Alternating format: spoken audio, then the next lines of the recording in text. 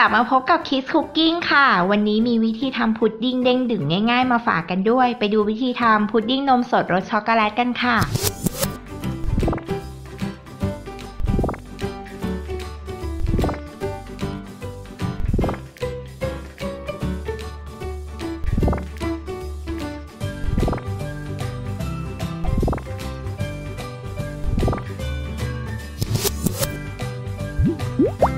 เราจะนำผงเจลาตินมาผสมกับน้ำก่อนค่ะคนจนกว่าผงเจลาตินจะละลายนะคะ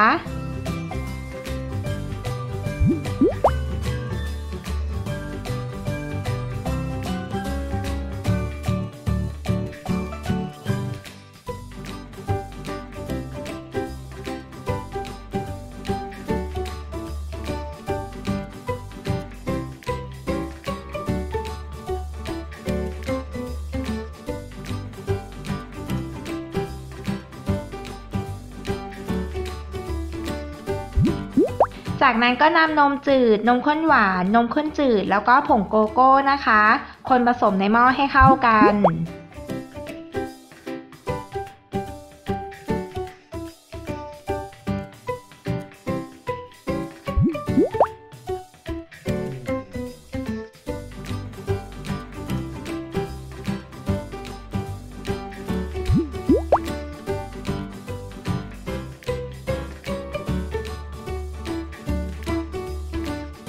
นำขึ้นตั้งไฟให้พออุ่นค่ะ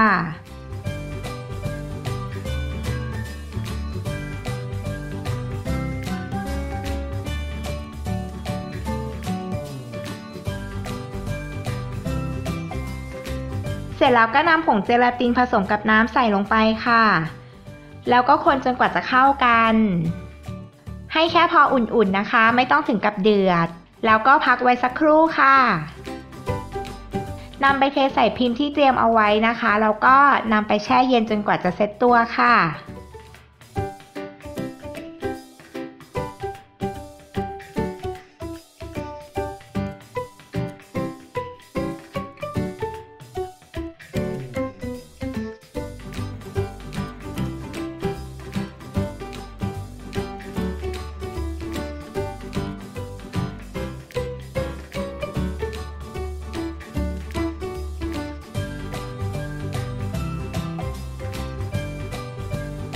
พอพุดดิ้งของเราเซ็ตตัวดีแล้วนะคะก็มาลงมือแต่งหน้ากันต่อเลย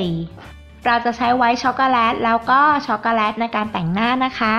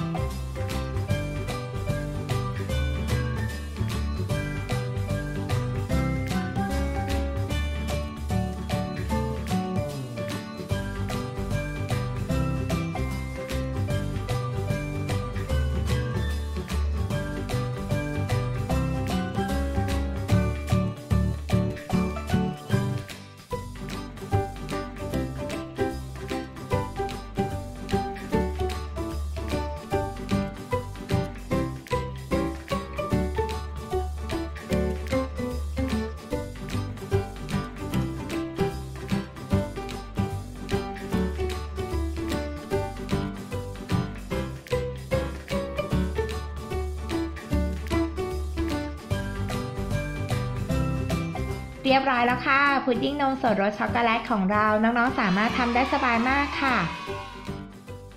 สำหรับใครที่ชอบความน่ารักของไอเดียเมนูต่างๆนะคะเข้าไปติดตามได้ที่ช่อง Kids Kitchen ค่ะอย่าลืมกดติดตามแล้วก็กดกระดิ่งอัปเดตคลิปด้วยนะคะ